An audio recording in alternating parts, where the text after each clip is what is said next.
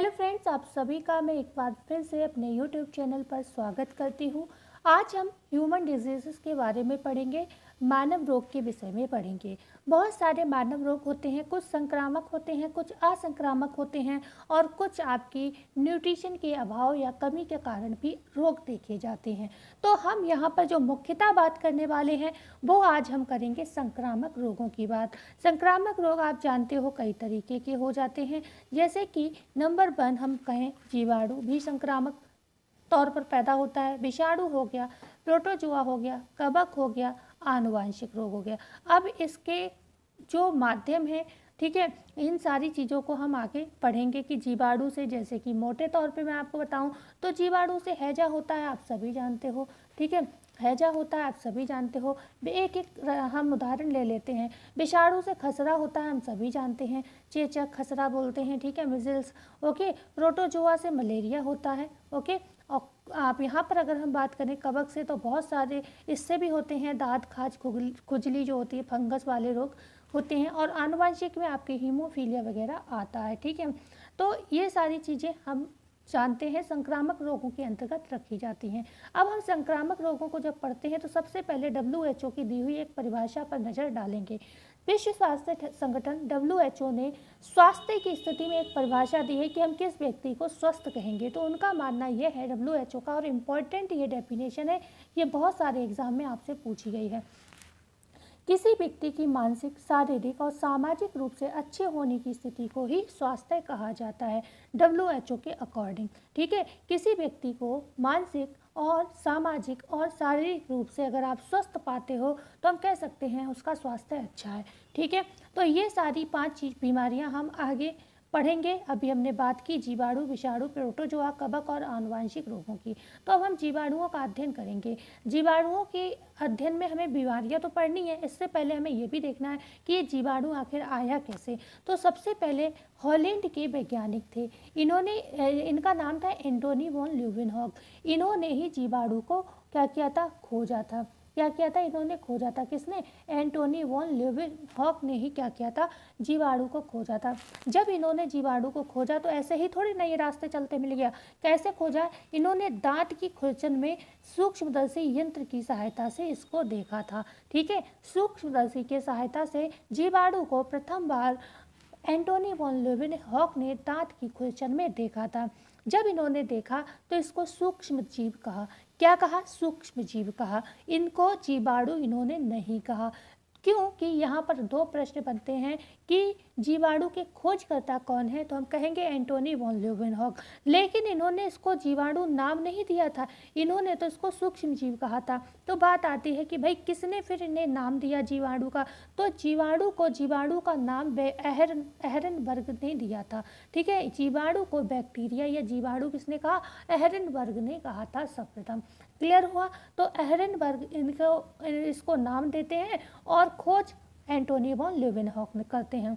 बात आती है कि बैक्टीरिया या बैक्टीरियोलॉजी किसे कहते हैं, मतलब फादर ऑफ बैक्टीरियोलॉजी किसे कहते हैं, तो फादर ऑफ बैक्टीरियोलॉजी हम एंटोनी वॉन ल्यूवेनहॉक को कहते हैं। क्यों, क्योंकि खोजा तो इन्हीं ने है ना बैक्टीरिया को, ठीक है, इसलिए इन्होंने खोजा है, इसलिए हम पिता इन्हीं को कहेंगे, ठीक है। तो जीवाणु विज्ञान का पिता कौन है, एंटोनी वॉन ल्यूवेनहॉक है। सबसे पहले आपको पता होना चाहिए कि पैथोजन जो कि रोगजनक होते हैं या फिर वेक्टर जो कि रोगवाहक होते हैं, ये क्या है। रोगवाहक और वेक्टर में, रोगजनक में, पैथोजन में थोड़ा सा अंतर है। देखो, पैथोजन उन्हें कहा जाता है जिनके कारण कई तरीके की बीमारियों का जन्म होता है। जैसे विषाणु से आपको पता है चेचक हो जाता है, जीवाणु से हमने बताया हैजा हो जाता है, कवक से आप जानते हो दाद खाज वाली चीज़ें हो जाती हैं। अब प्रोटोजुआ से भी बहुत सारे रोग जैसे मलेरिया मोटे तौर पर हम कहें हो जाता है, ठीक है। तो ये जो क्या है, ये पैथोजन है, क्योंकि इनके माध्यम से बहुत सारे रोग हो रहे हैं। ऐसा नहीं है विषाणु से, अभी कोरोना आया, ये भी वायरस से होने वाला रोग था, तो विषाणु से कोई एक रोग होता है या जीवाणु से कोई एक रोग होता है, तो इनसे बहुत सारे रोग हो सकते हैं। मतलब जिनके कारण कई तरीके की बीमारियों का जन्म हो, उन्हें हम क्या कहते हैं, रोगजनक कहते हैं। पर ये बीमारियां दूसरे में ट्रांसमिट कैसे हो रही हैं, मेरे से आप में कैसे जा रही हैं, आपसे मेरे में कैसे जा रही हैं, उसके लिए भी तो कोई उत्तरदायी होगा। तो उनको ही हम कहते हैं वेक्टर या रोगवाहक। जैसे कि मक्खी और मच्छर। हैजा हुआ किससे हुआ, जीवाणु से हुआ, बैक्टीरिया से हुआ हैजा आपको। अब ये रोग किसके माध्यम से किसी और में जाएगा, मक्खी के माध्यम से जाएगा, ठीक है। प्रोटोजोआ से क्या हुआ, मलेरिया हुआ। अब ये रोग किसके माध्यम से जाएगा, किसी दूसरे में, मच्छर के माध्यम से जाएगा, ठीक है। तो ये जो क्या है, जो माध्यम होता है उसी को हम रोग वाहक कहते हैं, वेक्टर कहते हैं, एजेंट कहते हैं, ठीक है। तो इतना आई होप आपका क्लियर हो गया होगा। अब हम बात कर लेते हैं यहाँ पर कुछ बीमारियों की जो कि किससे होती हैं, हमारी होती हैं जीवाणु से। तो जीवाणुओं से होने वाले रोगों की एक लिस्ट है ये, जिसको आप नोट कर लें अगर शॉर्टली चाहें, नहीं तो आगे हम पढ़ेंगे तो क्रमवार आप लिखते जाइएगा। तो जीवाणु से होने वाले मुख्यतः रोगों की अगर बात करें तो आपसे प्रश्न बन सकता है कौन कौन से होते हैं भाई। टाइफाइड भी जीवाणु से होने वाला रोग है, ट्यूबरक्लोसिस भी जीवाणु से होता है, मतलब तपेदिक जिसे कहते हैं, BCG का टीका लगाते हैं। प्लेग भी आपका जीवाणु जनित रोग है। हैजा, डिप्थीरिया, टिटनेस, कोढ़ या कुष्ठ रोग, न्यूमोनिया, काली खांसी जिसे भूपिंग कफ कहते हैं, और सिफिलिस भी आपका जीवाणु से होने वाला रोग है। तो ये रोग हैं, हमने मोटे तौर पर एक लिस्ट जान ली। अब हम बात करेंगे सबसे पहले टाइफाइड की, आंत्रज्वर की। किसके द्वारा होता है ये, साल्मोनेला टाइफी के द्वारा ये रोग आपका होता है, ठीक है। आंत्रज्वर किसके माध्यम से होता है, मतलब टाइफाइड जो होता है किसके द्वारा होता है, बैक्टीरिया का नाम आपसे पूछा जाए तो आप कहेंगे साल्मोनेला टाइफी, साल्मोनेला टाइफी, ठीक है। बैक्टीरिया का नाम लिख लीजिएगा साल्मोनेला, ठीक है, मोनेला टाइफी, ओके, ये इसका नाम है पूरा। कौन सा अंग प्रभावित होता है, आंतें इससे प्रभावित होती हैं। एक टेस्ट होता है, जब किसी व्यक्ति को लगातार फीवर आता है तो डॉक्टर कहता है इसे टेस्ट करा लो, पता चल जाएगा कहीं टाइफाइड तो नहीं है, तो वो होता है विडाल टेस्ट, ठीक है। तो टाइफाइड की जांच के लिए कौन सा टेस्ट होता है, विडाल टेस्ट किया जाता है। आगे हम बात करते हैं, इसे आंत का बुखार कहते हैं क्योंकि आंत प्रभावित होती है इससे। आंत्रज्वर में साल्मोनेला टाइफी नामक जीवाणु का मतलब जो ये आपका टाइफाइड रोग है, अभी हमने बताया साल्मोनेला टाइफी के कारण होता है। ये प्रदूषित जल तथा भोजन से फैलता है। बहुत इंपॉर्टेंट लाइन है ये, ध्यान रखिएगा। कई बार पूछा गया है कि टाइफाइड किसके माध्यम से फैलता है, तो जल तथा भोजन से फैलता है, ठीक है, क्लियर हुआ। इस रोग में आंत और प्लीहा की योजनी, जो कि मतलब ग्रंथियां होती हैं, योजनी का मतलब होता है ग्रंथियां, ये बढ़ जाती हैं। इससे रोगी को सिरदर्द के साथ तेज बुखार भी आता है, क्लियर हुआ। आगे हम बात कर लेते हैं हैजा के विषय में। सारी चीज़ें बहुत इंपॉर्टेंट है, एग्ज़ाम बेशक आपका बढ़ गया है लेकिन ये टॉपिक ऐसा है हमेशा आएगा, कभी भी एग्ज़ाम हो तो इसको ये हल्के में मत लेना, अच्छे से पढ़ लेना। हैजा, कॉलरा किसके माध्यम से होता है, विब्रियो कॉलेरी, किसके माध्यम से होता है, विब्रियो कॉलेरी इसका वाहक है, ठीक है। विब्रियो कॉलेरी बैक्टीरिया है, ठीक है, कॉलेरी बैक्टीरिया, ठीक है। तो बैक्टीरिया कौन सा है, विब्रियो कॉलोरी बैक्टीरिया से होता है। इसमें भी आंतें ही प्रभावित होती हैं जैसे कि अभी टाइफाइड में बताया, लेकिन लक्षण थोड़े अलग हैं। इसमें दस्त और उल्टी मेन लक्षण है। अब जब दस्त उल्टी किसी व्यक्ति को होगी तो उसके शरीर में पानी की कमी हो जाएगी, जिसकी पूर्ति के लिए हमें इलेक्ट्रोलाइट्स वगैरह देने पड़ते हैं। बात आती है यह रोग विब्रियो कॉलोरी नामक जीवाणु के कारण होता है और मक्खियों द्वारा फैलाया जाता है। उल्टी व दस्त से रोगी के शरीर का सारा पानी निकल जाता है, जिससे रोगी के शरीर में पानी की कमी हो जाती है और रोगी को उबाल कर पानी यहाँ पर पीने को देना चाहिए और साथ ही साथ इलेक्ट्रोलाइट्स वगैरह भी देने चाहिए। बात करते हैं हम न्यूमोनिया का। ये भी बैक्टीरिया से होने वाला रोग है। लिस्ट आप पढ़ ही चुके हो भाई, बैक्टीरिया वाले ही अभी क्रम में चलेंगे जब तक वायरस वाले ना आ जाए तब तक, ठीक है।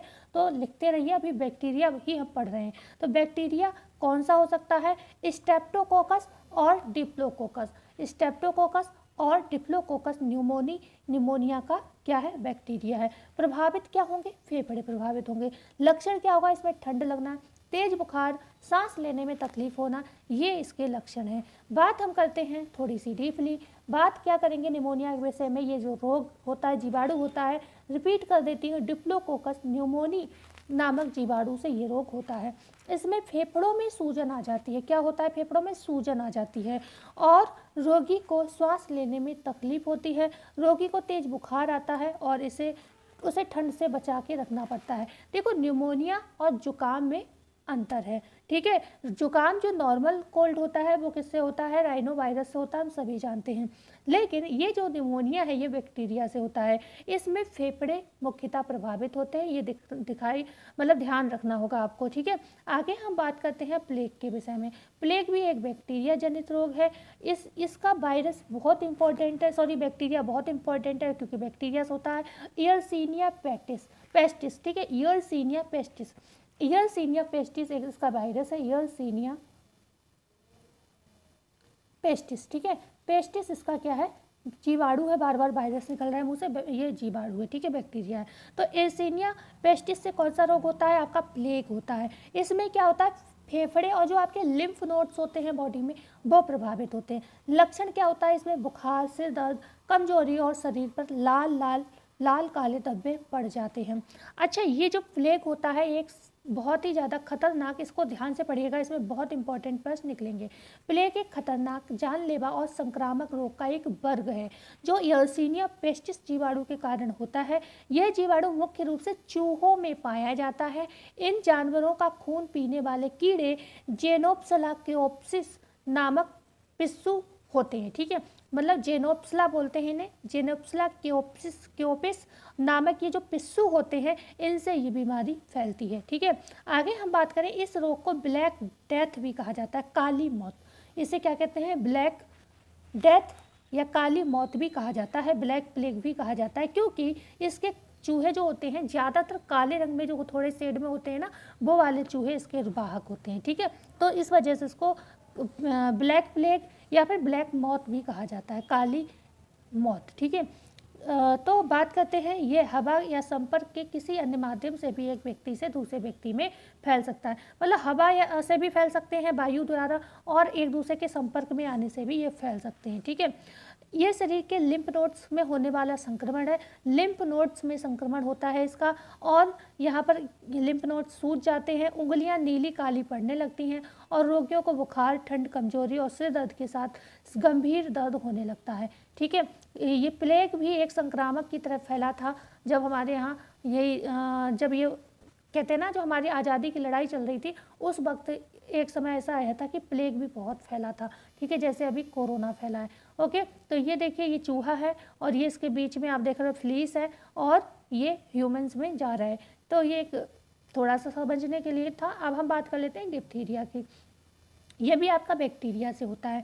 जो बैक्टीरिया है, अगर हम बात करें इसका जो बैक्टीरिया है वो है कोरिनोबैक्टीरियम डिप्थीरी, कोरिनोबैक्टीरियम डिप्थीरी, नाम याद रखिएगा, कोरिनोबैक्टीरियम डिप्थीरी इसका नाम है।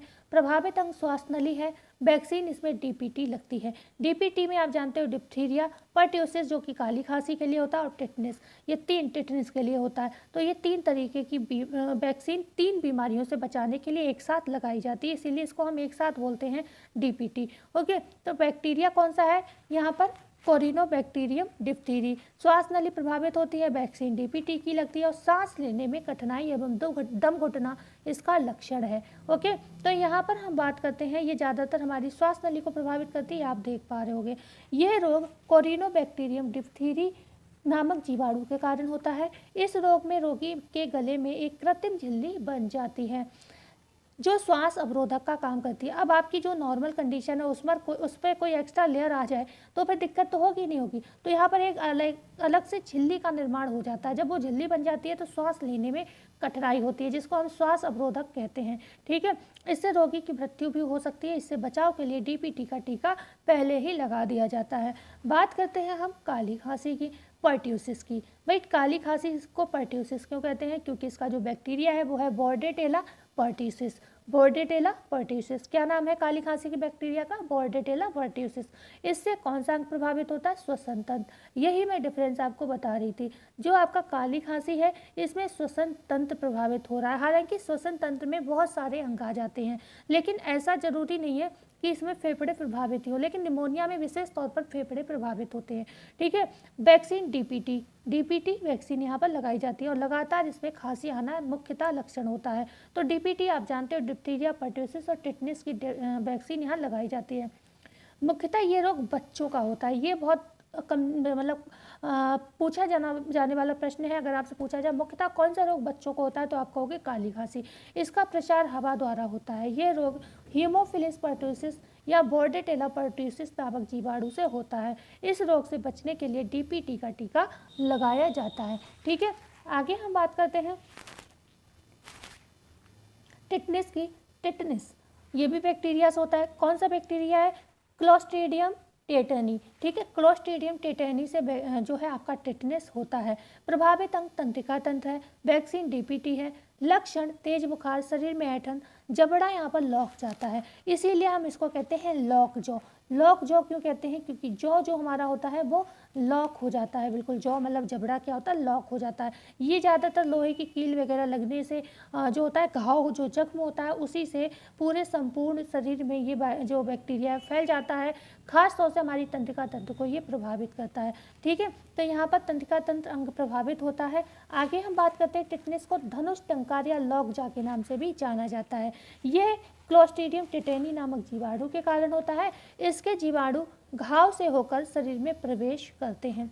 आगे हम बात करते हैं सिफिलिस की। सिफिलिस की अगर हम बात करें तो सिफिलिस का जो बैक्टीरिया है उसको हम कहते हैं ट्रोपोनेमा पैलिडम। क्या कहते हैं? ट्रोपोनेमा पैलिडम। ट्रोपोनेमा पैलिडम कहते हैं सिफिलिस के बैक्टीरिया को। प्रभावित अंग इससे जननांग है, हमारे गोनेट्स प्रभावित होते हैं। लक्षण इसमें शिश्न जो पेनिस होता है व योनि जो वेजाइना होती है उस पर लाल रंग के दाने निकल आते हैं। ठीक है, मतलब जो स्त्री और पुरुष के जो यौन अंग हैं इस रोग से प्रभावित होते हैं। आगे हम बात करते हैं इस रोग का कारक क्या है? Treponema pallidum. Treponema pallidum bacteria इस रोग का कारण है। इस रोग का संक्रमण रोगी के साथ मैथुन संभोग करने से, मतलब जो सेक्सुअल ट्रांसमिटेड डिजीज़ है एक तरीके की, मतलब सेक्सुअल जब अटैचमेंट होता है तब ये बीमारी होने का खतरा रहता है। ठीक है, तो यहाँ पर इस रोग में क्या होता है? जो शिश्न है, ठीक है, शिश्न जिसे हम पेनिस कहते हैं, वह योनि जो वेजाइना होती है पर लाल रंग के दाने बाद में शरीर पर चकत्ते तथा अंत में इस रोग में हृदय, यकृत व मस्तिष्क भी प्रभावित होता है। मतलब जो हमारे आंतरिक अंग हमारे बहुत महत्वपूर्ण अंग होते हैं। ठीक है, इन्हीं के द्वारा हमारा शरीर चल रहा है। एक बार को हमारा एक हाथ नहीं होगा, चल जाएगा, लेकिन सोचो हृदय ही ना हो, यकृत ही ना हो तो हमारी ज़िंदगी बेकार हो जाएगी। ठीक है, तो ये बहुत कोई भी अंग, मस्तिष्क है, सारा संचालन यही मस्तिष्क से ही बॉडी का होता है, और अगर यही किसी रोग से प्रभावित होते हैं तो वो व्यक्ति बेकार ही हो जाता है। और इसके लिए एक वैक्सीन है पेनिसिलिन द्वारा, इसमें लाभ होता है। तो आपसे पूछा जाए सिफिलिस में कौन सी वैक्सीन लगाई जाती है, तो पेनिसिलिन का प्रयोग किया जाता है। ठीक है, पेनिसिलिन का प्रयोग किया जाता है। आगे हम बात करते हैं तपेदिक या क्षय रोग के विषय में, जिसको हम ट्यूबरक्लोसिस कहते हैं। ये भी बैक्टीरिया से होने वाला रोग है। इसे कहते हैं माइकोबैक्टीरियम ट्यूबरक्लोसिस। ठीक है, माइकोबैक्टीरियम ट्यूबरक्लोसिस। कौन सा अंग प्रभावित होगा? फेफड़े प्रभावित होंगे। लक्षण बार बार खांसी के साथ बलगम या खून आना यहाँ पर एक विशेष लक्षण पाया जाता है। बात आती है इसमें वैक्सीन कौन सी लगाई जाती है, तो BCG वैक्सीन यहाँ पर लगाई जाती है, जिसको हम कहते हैं बैसिलस कॉलमेट ग्यूरिन ने बनाया था। ठीक है, BCG क्यों कहते हैं? क्योंकि इसे कॉलमेट ग्यूरिन द्वारा बनाया गया था। ठीक है, तो BCG वैक्सीन लगाई जाती है क्षय रोग में, TB में, जो कि जन्म के तुरंत बाद लगाई जाती है। कई बार ये प्रश्न पूछा गया है। यह एक संक्रामक रोग है, हम सभी जानते हैं ये सारे रोग संक्रामक रोग ही हैं। माइकोबैक्टीरियम ट्यूबरक्लोसिस नामक जीवाणु से उत्पन्न होता है तपेदिक। इस रोग के लक्षण बुखार, रात में पसीना आना, भूख, वजन व शक्ति में कमी आना, पाचन व तंत्रिका तंत्र में गड़बड़ी होना इसके लक्षण हैं। आगे हम बात करते हैं, अब हम बात करेंगे विषाणु जनित रोगों की। ओके, वायरस से होने वाले रोगों की बात करेंगे। अभी तक हमने किसको पढ़ा? बैक्टीरिया से होने वाले जो रोग थे, जीवाणुओं के रोगों को पढ़ा। वायरस से होने वाले रोगों को पढ़ते समय हमें उससे पहले ये भी जानना जरूरी है कि वायरस क्या होते हैं। तो वायरस जो होते हैं आपके एक संक्रामक एजेंट है जो किसी जीव की जीवित कोशिकाओं के अंदर ही प्रतिकृति बनाता है। ठीक है, मान लो कैसे भी हमारी बॉडी में वायरस को इंजेक्ट हो गया, अब वो अपनी प्रतिकृति, मतलब अपनी ही दूसरी कृति तैयार करता रहेगा, मतलब फैलते रहेंगे बॉडी पे। ओके, मान लो एक वायरस अंदर गया, अब वो अपनी मूर्ति बनाया जा रहा है, बहुत सारी अपनी आकृति वहाँ दे रहा है अंदर बॉडी में। ठीक है, तो ऐसे आप समझ सकते हो, मतलब अपने जैसे बहुत सारे पैदा कर देना। इस विषाणु की खोज अगर हम बात करें किसने की, तो रूसी वैज्ञानिक दिमित्री इवानोवस्की ने की। देखो हमारी टीजीटी पीजीटी में आई थिंक ये वाला प्रश्न अभी तक नहीं पूछा गया है, तो ये पूछा जा सकता है क्योंकि बैक्टीरिया वाला कई बार पूछा गया है। तो दिमित्री इवानोवस्की ने विषाणुओं की खोज की थी, ये रूसी वैज्ञानिक थे। बात आती है कि भाई पहला जो विषाणु खोजा गया था वो किस पर कहाँ खोजा गया था, तो वो तंबाकू पर खोजा गया था। उसका नाम था मोजेक विषाणु। जो पहला विषाणु था उसको हम मोजेक कहते थे। जैसे कोरोना क्या है, एक विषाणु है, उसको हमने नाम दिया है कोरोना, ठीक है। तो इस तरीके से तंबाकू पे जो विषाणु पहले खोजा गया था उसे मोजेक नाम दिया गया, ठीक है। तो विषाणुओं के अध्ययन को क्या कहते हैं, तो हमने क्या कहा, बैरियोलॉजी कहते हैं, विषाणु विज्ञान। बैरियोलॉजी किसे कहते हैं, तंबाकू के अध्ययन को कहते हैं। विषाणु जनित रोग वायरस की अगर हम बात करें तो यहाँ पर कॉमन कोल्ड जुकाम जिसे कहते हैं, पोलियोमिलाइटिस पोलियो, एड्स, डेंगू, ट्रिकोमा, रेबीज, गलसुआ जिसे मम्स कहते हैं, small pox, chicken pox, measles, पीलिया या हेपेटाइटिस और इबोला, ये सारे किससे, वायरस से होने वाले, और साथ ही साथ इन्फ्लुएंजा भी वायरस से होता है। बात करते हैं हम सबसे पहले जुकाम या कॉमन कोल्ड की। ओके, तो जो जुकाम होता है किससे होता है, राइनो वायरस के द्वारा होता है। प्रभावित अंग, श्वसन तंत्र प्रभावित होगा। लक्षण क्या होगा, बुखार, थकान, गले की खराश, सूखी खांसी, सांस लेने में कठिनाई, बहती नाक आदि इसके लक्षण हैं, ठीक है। बात करते हैं खासतौर से जुकाम कब होता है, तो आप जानते हो जब ठंडे स्टार्ट होती हैं, गर्मियाँ जाती हैं, या ठंडे खत्म होती हैं, गर्मियाँ आती हैं, तो बदलते मौसम में ये समस्या देखने को ज़्यादातर मिलती है, खासतौर से बच्चों में और बुजुर्गों में, लगभग सभी लोगों को, हम लोगों को होती है। पूरी ठंडों में कुछ नहीं होता, लेकिन स्टार्टिंग में जब शुरू हो रही होती हैं और लास्ट में जब जा रही होती है तो लगभग लोग बीमार हो जाते हैं। तो ये रोग सामान्यतः मौसम बदलते समय तथा सर्दियों में होता है। इस रोग के प्रमुख लक्षण श्वसन मार्ग की म्यूकस झिल्ली में सूजन, गले में खराश, छींकना, नाक बहना आदि, जो लगभग 1 सप्ताह तक रहता है। अगर आपसे पूछा जाए जुकाम लगभग कब तक रहता है तो आप कहोगे 1 सप्ताह तक ये रहता है, ठीक है। इस रोग का संक्रमण छींकने से, वायु में मुक्त कणों द्वारा, मुक्त बिंदु कण, जैसे हम लोग छींकते हैं तो हमारे मुंह के माध्यम से, नाक के माध्यम से कुछ ना कुछ कण जो है निकल ही जाते हैं ना, तो उस वजह से ये लोगों को संक्रमित कर देता है। अब किसी के ऊपर वो छींटे चले गए या किसी ने वह चीज़ उठा ली जिस पर वो छींटे गिरे थे और हाथ वगैरह नहीं धोए, मुंह में दे लिए, तो ये संक्रमण हमें हो जाता है। इसके अलावा संक्रमित व्यक्ति द्वारा किसी वस्तु को छूने से, अभी वही चीज़ मैंने बताई आपको, जहाँ वायरस के कण हो, और वहाँ अगर स्वस्थ व्यक्ति उस चीज़ को छू लेगा तो वो भी संक्रमित हो जाएगा, ठीक है। तो अब हम बात कर लेते हैं डेंगू ज्वर की। ये भी वायरस से होने वाला, विषाणु से होने वाला रोग है। जो वायरस है इसका कौन सा है, अरबो वायरस है, ठीक है। अरबो वायरस रोग वाहक क्या है, इसके एंडीज एजिप्टी मच्छर इसके रोग वाहक हैं। प्रभावित अंग इसका संपूर्ण शरीर है। कौन सा, संपूर्ण शरीर इससे डेंगू ज्वर से प्रभावित होता है। लक्षण क्या है, बुखार, जोड़ों में दर्द, प्लेटलेट्स की कमी होना। तो डेंगू में प्लेटलेट्स की कमी हो जाती है, ओके, ध्यान रखिएगा। आगे हम बात करते हैं, यह रोग अरबो वायरस के कारण होता है। किसके कारण होता है डेंगू, अरबो वायरस। और जो अरबो वायरस होता है किससे होता है, एंडीज इजिप्टी मच्छर द्वारा ये संचारित किया जाता है। एंडीज इजिप्टी मच्छर वाहक है इसका, और वायरस कौन है, वो अरबो है। इस रोग में बहुत तेज बुखार आता है, सर, आँख, पेशी व जोड़ों में भयंकर पीड़ा होती है, इसलिए इसे हड्डी तोड़ भी बुखार कहते हैं। हड्डी तोड़ बुखार डेंगू को कहते हैं, ध्यान रखिएगा। क्या किसे कहते हैं, डेंगू को हड्डी तोड़ बुखार कहते हैं। बहुत इंपॉर्टेंट है, पूछा गया है। डेंगू तोड़ बुखार किसे कहते हैं, तो वो कहते हैं किसको, डेंगू को। डेंगू हड्डी तोड़ बुखार किसे कहते हैं, डेंगू को कहते हैं, बस इतना याद रखिएगा। बात करते हैं हम यहाँ पर चेचक, स्मॉल पॉक्स की। तो यहाँ पर जो चेचक है, स्मॉल पॉक्स, ठीक है। एक चीज़ याद यहाँ पर और रखना, छोटी माता को स्मॉल पॉक्स मत समझिएगा कि छोटी मतलब स्मॉल हो गया, नहीं। यहाँ पर चेचक को स्मॉल पॉक्स कहते हैं और छोटी माता को चिकन पॉक्स कहते हैं, ओके, क्लियर हुआ। तो जो चिकन और इनके वायरस में भी बहुत ज़्यादा डिफरेंस नहीं है, ध्यान रखिएगा। क्योंकि जो चेचक है इसका जो वायरस है वो वेरिओला वायरस है, और जो आपकी छोटी माता है उसका वेरिसोला वायरस है। उसमें 16 आता है, इसमें ओला आता है, ठीक है। तो चेचक किस में जाता है, ओला में जाता है, इसे याद रखिए, ठीक है। तो चेचक किससे होता है, वेरिओला वायरस से होता है। प्रभावित अंग संपूर्ण शरीर। लक्षण क्या है, तेज बुखार, शरीर पर लाल दाने आना, यहाँ पर लक्षण है। यह एक बेहद संक्रामक रोग है जिसका रोगजनक वेरिओला नामक वायरस है। इसके रोगी को सर, पीठ, कमर और उसके बाद पूरे शरीर में भयंकर दर्द होता है। इसके बाद शरीर पर लाल दाने पड़ जाते हैं। इसके रोगी को सभी से अलग रखना चाहिए। ठीक है, मतलब एक संक्रामक खतरनाक बीमारी है तो किसी के भी संपर्क में नहीं रखना चाहिए। छोटी माता जिसे हम चिकन पॉक्स कहते हैं। अभी हमने बताया जो आपका जो अभी हमने बात की थी छोटी माता, सॉरी किसकी बात की थी अभी हमने, चेचक स्मॉल पॉक्स की बात की थी, तो हमने बताया था वो वेरियोला वायरस से होता है। और अब हम बात कर रहे हैं किसकी, छोटी माता की, जिसे हम वेरिसोला वायरस कहते हैं। ठीक है, तो प्रभावित अंग क्या है, संपूर्ण शरीर। संपूर्ण शरीर इसमें प्रभावित होता है। हल्का बुखार, शरीर पर लाल दाने आना छोटी माता के लक्षण है। इसमें क्या होता है जान लेते हैं। यह रोग भी चेचक की भांति अत्यधिक संक्रामक है। इसमें हल्के बुखार के साथ शरीर पर जो पित्तिकाएँ होती हैं निकल आती हैं। इसके उपचार के लिए चेचक के टीके लगवाने जरूरी हैं। ठीक है, तो इसमें क्या होता है, चेचक के टीके भी मतलब टीके तो लगभग रोगों के लगते ही हैं। छोटी माता आप देख रहे हो, इसमें हम थोड़ा सा डिफरेंस था इसलिए इस पेज को एक जगह ले लिया है। देखिए छोटी माता में क्या हो रहा है, यहाँ पर छोटी माता में वेरिसोला वायरस है, संपूर्ण शरीर प्रभावित हो रहा है, तो ये चीज़ सेम है, संपूर्ण शरीर इसमें भी प्रभावित होता है। बस जो छोटी माता है उसमें हल्का हल्का बुखार रहता है लगातार, और इसमें तेज बुखार रहता है, ये आप ध्यान रखिएगा।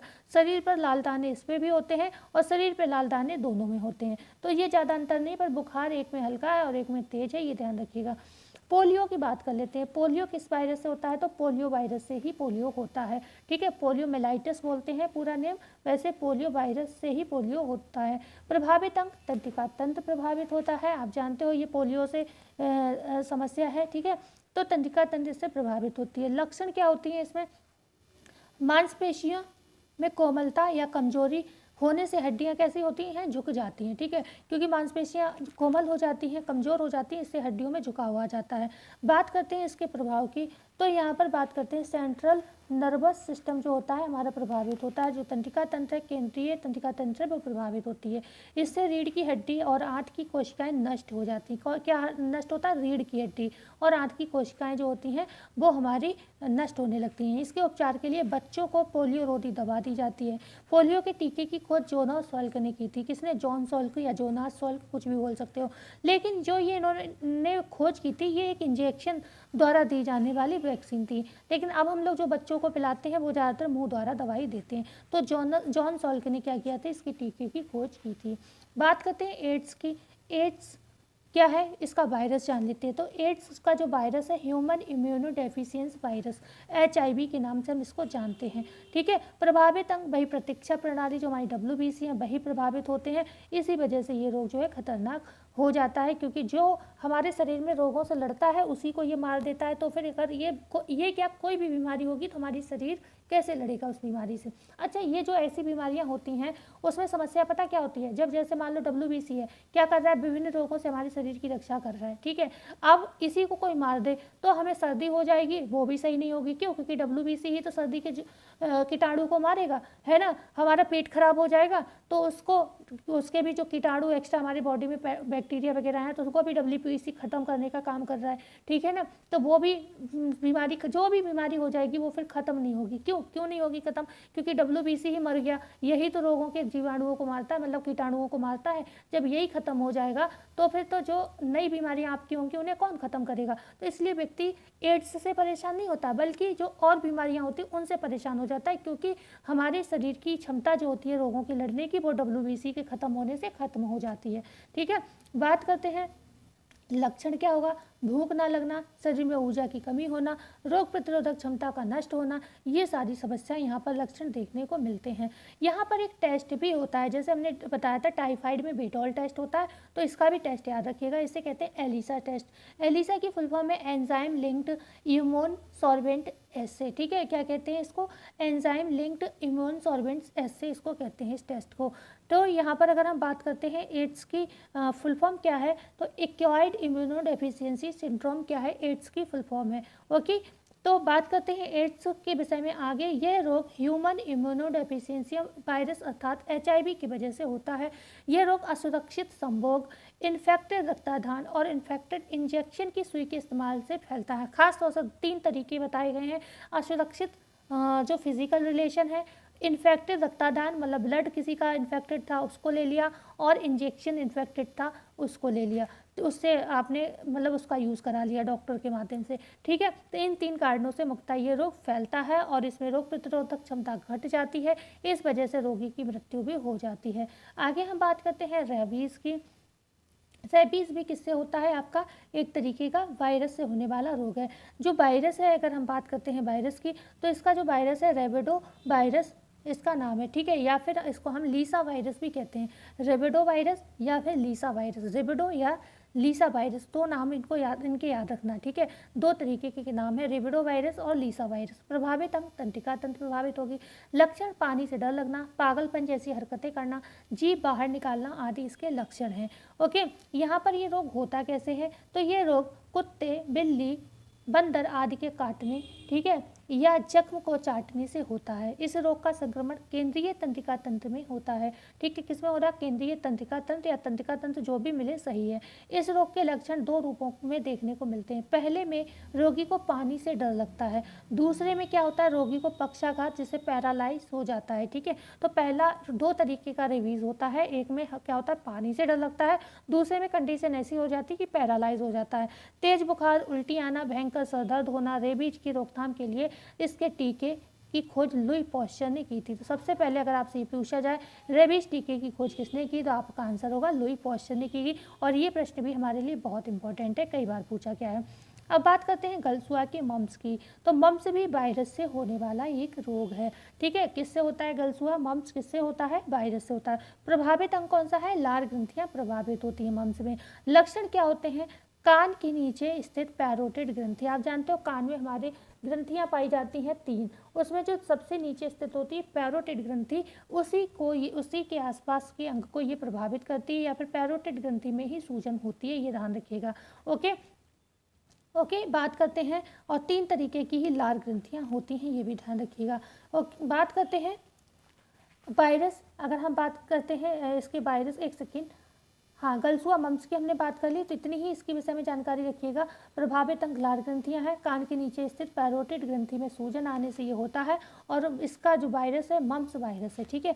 तो ये आपको याद रखिएगा। आगे हम बात करते हैं इबोला की। तो ये इबोला किससे होता है? ये इबोला वायरस से ही होता है। प्रभावित अंग क्या है? प्रतिरक्षा तंत्र इससे प्रभावित होती है, प्रतिरक्षा तंत्र, वही WBC जो होते हैं हमारे मर जाते हैं। ओके, लक्षण क्या है? उल्टी, बुखार, सिर दर्द, रक्तस्राव, ये सारी चीज़ें इसमें भी देखने को मिलती हैं। इबोला का नाम अगर पूछा जाए तो ये कांगो की एक सहायक नदी थी, उसी के ऊपर इसका नाम इबोला पड़ा, ठीक है।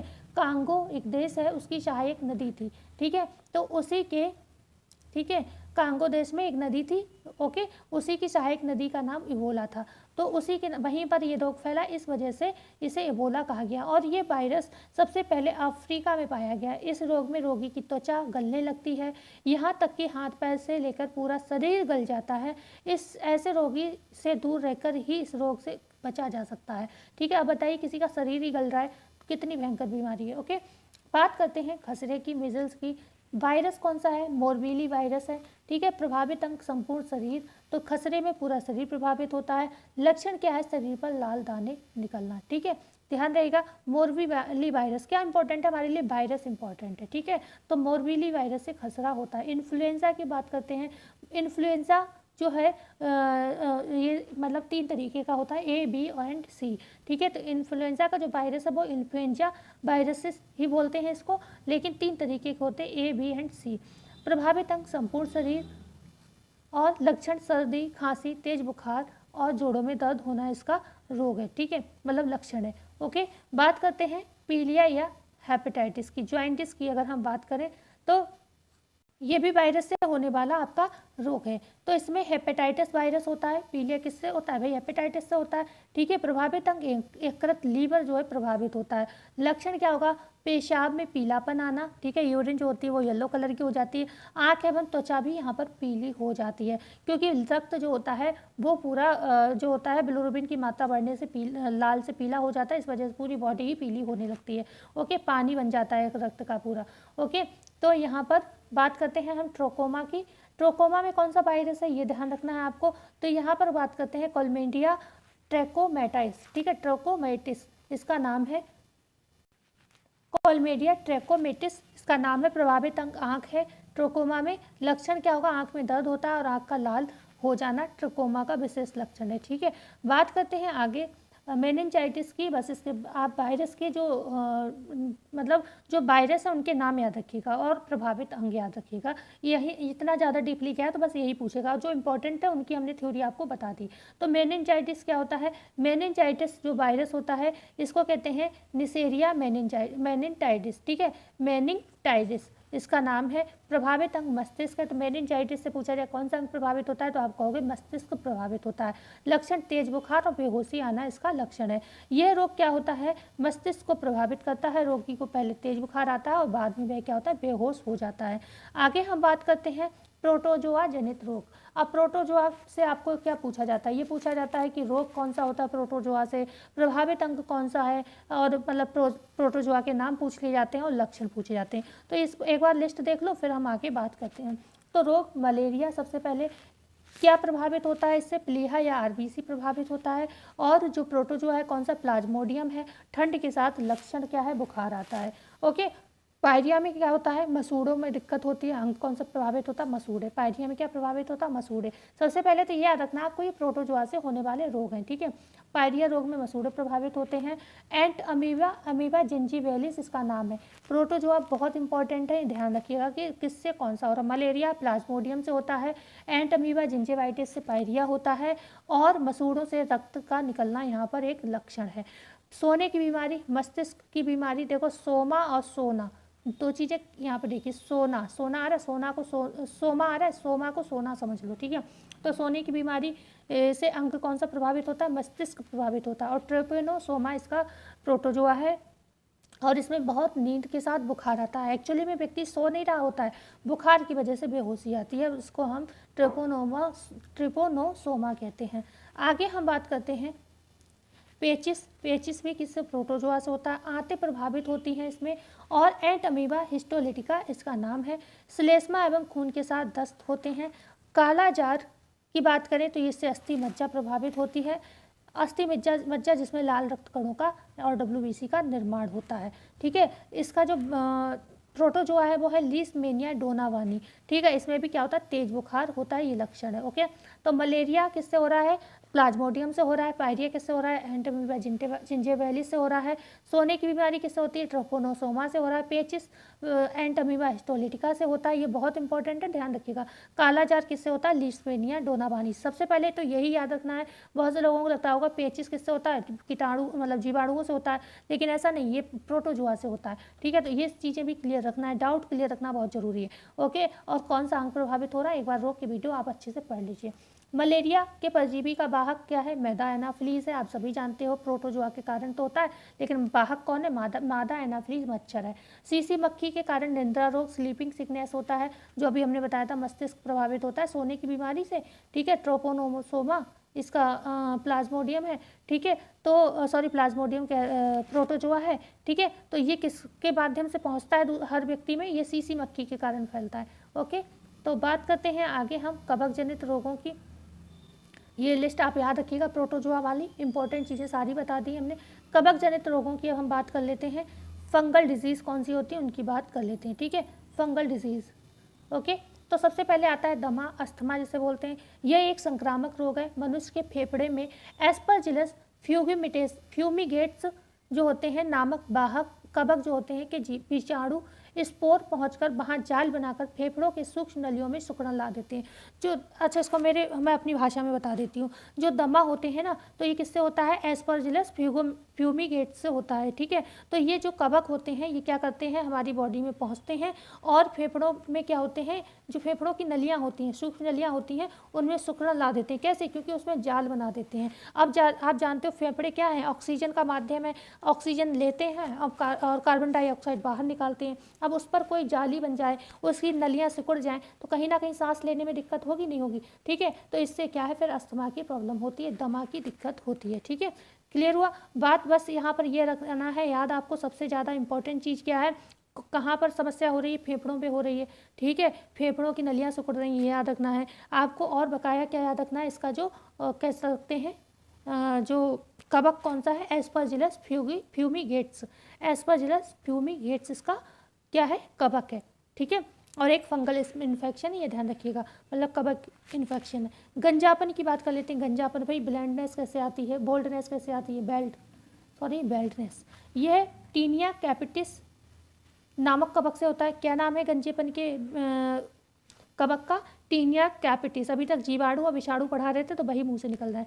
टीनिया कैपिटिस नामक कवक से होता है। इस रोग में सिर के बालों की ग्रंथियां कवकों द्वारा नष्ट कर दी जाती हैं, जिससे सिर के बाल टूटने लगते हैं, ठीक है। तो क्या होता है, जो ग्रंथियां होती हैं जहाँ से बालों की जड़ें निकलती हैं वही नष्ट कर दी जाती हैं। तो इस वजह से किसके द्वारा नष्ट की जाती है, ध्यान रखिएगा, टीनिया कैपिटिस के द्वारा, ठीक है। ये एक कवक है, ओके, जिससे व्यक्ति गंजा हो जाता है। दांत की बात कर लेते हैं, तो जिसे हम कहते हैं रिंगवॉर्म। ये रोग ट्राइकोफाइटन नामक कवक से फैलता है। कवक क्या करता है, ये त्वचा के अंदर अपना जाल बना लेता है, जिससे त्वचा, देखो फंगस में क्या होता है, जाल जैसा ही बनाते हैं नॉर्मल। देखो घर में कभी फंगस आ जाती है, अचारों में फंगस आ जाती है, तो क्या हो जाता है, जाल जैसा बन जाता है ना। तो ये ज़्यादातर कवक क्या है, फंगल है, फंगल ही बनाएंगे अपने, फंगस ही जाल ही बनाएंगे, इतना तो ऐसे ही क्लियर कर लो। जिससे त्वचा पर लाल रंग के गोले पड़ जाते हैं। ये एक संक्रामक रोग है, तो सभी संक्रामक रोग हैं, ठीक है। तो बस आपको ये क्या रखना है, दांत किससे होता है, ट्राइकोफाइटोन से होता है, ठीक है। ट्राइकोफाइटोन नामक कवक से फैलता है, ओके। त्वचा पर ये जाल बना लेता है और संक्रामक रोग है, एक से दूसरे में फैलता है। एथलीट फूड की बात कर लेते हैं। इस रोग का कारक टीनिया पेडिस है। क्या है, एथलीट फूड किससे होता है, टीनिया पेडिस से होता है। मतलब एक कवक है ये त्वचा का संक्रामक रोग है, जो पैरों की त्वचा के कटने, फटने, मोटे होने से होता है। इस रोग का रोगाणु त्वचा के मुलायम हिस्से को प्रभावित करता है, ठीक है। तो एथलीट फूड में क्या होता है, जब त्वचा पिट जाती है तो उसके माध्यम से ये बॉडी में पूरे में इंजेक्ट हो जाता है, और जो आपकी बॉडी की मुलायम त्वचा होती है उसको विशेष तौर पर ये प्रभावित करता है। आगे हम बात करते हैं, खाज के विषय में बात कर लेते हैं कि स्कैबीज क्या होता है। तो इस रोग का कारक एक्केरस स्कैबीज है। एक्केरस स्कैबीज है। इस रोग में त्वचा में खुजली होती है तथा सफ़ेद दाग पड़ जाते हैं, जिसे हम खाज कहते हैं, ओके। आगे हम बात कर लेते हैं कुछ आनुवांशिक रोगों की, कि कवक वाले हो गए कंप्लीट। आनुवांशिक रोगों की सबसे पहले हम बात करेंगे वर्णांतता क्या होती है। आनुवांशिक रोग जो हम कौन से होते हैं आप सभी जानते हो, जो हमारे पेरेंट्स में हो, हमें मिल जाए, हमसे हमारे बच्चों में चले जाए, तो वो हम आनुवांशिक या जेनेटिक कहते हैं, ठीक है। तो सबसे पहले वर्णांतता की बात करेंगे। इसमें क्या होता है, रोगी को लाल एवं हरा रंग जो है पहचानने की क्षमता नहीं होती। इसमें लाल रंग हरा दिखाई पड़ता है। इस रोग से मुख्य रूप से पुरुष प्रभावित होता है। तो सबसे बड़ी चीज़ क्या है, पुरुष प्रभावित होता है, ये ध्यान रखिएगा, ठीक है। क्लियर हुआ। और लाल और हरे में अंतर नहीं कर पाता, ये आपको ध्यान रखना है, किसमें, वर्णांतता में ध्यान रखना, ओके। कलर ब्लाइंडनेस इसको हम कहते हैं। टर्नर सिंड्रोम क्या होता है, अगर हम उसकी बात करें तो इसमें टर्नर सिंड्रोम ये भी पूछे जाते हैं। ये रोग स्त्रियों में होता है, किसमें होता है, स्त्रियों में होता है। इस रोग से ग्रसित स्त्रियों में गुणसूत्रों की संख्या 45 हो जाती है। नॉर्मल कितने होते हैं भाई, आप सभी जानते हो कितने होते हैं भाई, 46 होते हैं, ओके। 23 कितने हो गए, 46 हो गए, लेकिन इसमें 45 होती है, ठीक है। तो यहाँ पर जो होता है एक गुणसूत्र क्या होता है, कम हो जाता है। इससे शरीर क्या होता है, अल्प विकसित, कद छोटा एवं वक्ष ब्रेस्ट क्या होता है, चपटा हो जाता है, ठीक है। जननांग प्राय अविकसित होते हैं, जिससे भी बांझ या वही स्टर्ली वाली प्रॉब्लम हो जाती है इनको, ठीक है। ठीक है, तो टर्नर सिंड्रोम आपको क्लियर हुआ किससे होता है, स्त्रियों में होता है। कितने होते हैं गुणसूत्र, 45 होते हैं, ये आपको ध्यान रखना होगा, ठीक है। आगे हम बात करते हैं हीमोफीलिया की बात करते हैं।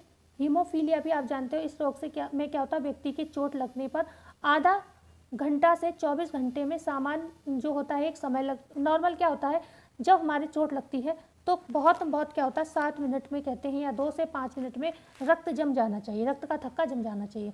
लेकिन आप यहाँ पर क्या देख रहे हो, इस रोग में व्यक्ति के चोट लगने पर आधा घंटा से 24 घंटे सामान्य समयांतराल पर जो होता है रक्त का थक्का नहीं बनता है, ठीक है। औसतन कितना होता है, वही हमने बताया ना, 2 से 5 मिनट लगता है समय। लेकिन इसमें क्या है, आपके 24 घंटे भी हो जा रहे हैं तब भी रक्त नहीं बह रहा है, और आधे घंटे या तो बहुत ज़्यादा टाइम लग रहा है। तो ऐसे में तो क्या, व्यक्ति की मृत्यु हो जाएगी अगर कंट्रोल नहीं करोगे, ठीक है। तो ब्रिटेन की महारानी, इसे शाही रोग कहते हैं। क्यों कहते हैं, क्योंकि ब्रिटेन की महारानी थी विक्टोरिया, उन्हें वो क्या थी, हीमोफीलिया से ग्रसित थी। इस बीमारी के बारे में तब पता चला जब धीरे धीरे करके एक के बाद एक सदस्य इस बीमारी की चोट में आने लगे थे। हीमोफीलिया से शाही परिवार के कई सदस्य ग्रसित हो गए, इसलिए इसे शाही बीमारी भी कहा जाता है। मान लो किसी विक्टोरिया को था तो उनके बच्चे बेटियों को हुआ, बेटे बेटियों को, फिर उनके बच्चे बेटी हुए उन्हें हुआ, तो ऐसे क्या हुआ, ये पीढ़ी दर पीढ़ी इनके यहाँ चलता रहा हीमोफीलिया रोग। इस वजह से इसको शाही बीमारी कहा जाता है, क्योंकि वो कौन थी, ब्रिटेन की क्वीन थी, ओके। तो क्लियर हुआ। तो इसको सबसे बड़ी चीज़ क्या है इसमें, हीमोफीलिया एक शाही रोग है, ये ध्यान रखिएगा। ब्लड बहुत बह जाता है, रक्त का थक्का नहीं बन पाता है, ये ध्यान रखिएगा। बात करते हैं आप क्लीनेफेल्टर सिंड्रोम की। क्लीनेफेल्टर सिंड्रोम क्या होता है? ये रोग पुरुषों में होता है। किसमें होता है? पुरुषों में होता है। इस रोग से ग्रसित पुरुषों में गुणसूत्रों की संख्या 47 होती है। अभी हमने बताया 46 होते हैं, ठीक है, लेकिन इसमें क्या है, 1 प्लस हो जा रहा है, ठीक है, तो 47 हो जाती है। इसमें पुरुषों का वृषण क्या होता है? अल्प विकसित एवं स्तन ग्रंथियों के समान, स्तन क्या होते हैं? स्त्रियों के समान विकसित हो जाते हैं। मतलब इनकी जो चेस्ट वाला एरिया होता है वो लड़कियों के समान होता है, और जो उनका जो पुरुष वाला एरिया में आप कह सकते हैं जो वृषण होता है वो अल्प विकसित होता है, ठीक है, मतलब औरतों वाले लक्षण इनमें आ जाते हैं। इस रोग से ग्रसित पुरुष जो होते हैं वो नपुंसक होते हैं। तो अब अभी हमने यहाँ पर पढ़ा क्या, क्लीनेफेल्टर सिंड्रोम, जिससे पुरुष प्रभावित हो रहे हैं, पुरुष पिता नहीं बन पाएंगे। ऐसे ही अभी हमने यहाँ पर क्या पढ़ा था, यहाँ पर पढ़ा था टर्नर सिंड्रोम, जिसमें लड़कियाँ स्त्रियाँ प्रभावित होती हैं, वो माँ नहीं बन पाती। तो टर्नर में और क्लीनेफेल्टर में ये मतलब डिफरेंस है, ध्यान रखिएगा। अब हम बात करते हैं डाउन सिंड्रोम क्या है।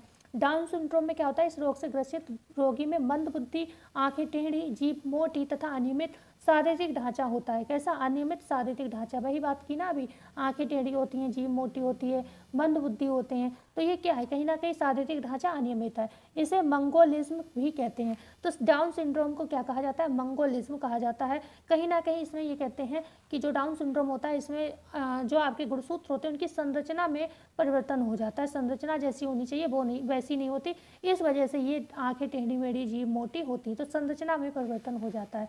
पटाउ सिंड्रोम क्या है? तो पटाउ सिंड्रोम जो होता है इसमें रोगी का ऊपर का होंठ बीच से कट जाता है, तालू में दरार, क्लेफ्ट प्लेट हो जाता है।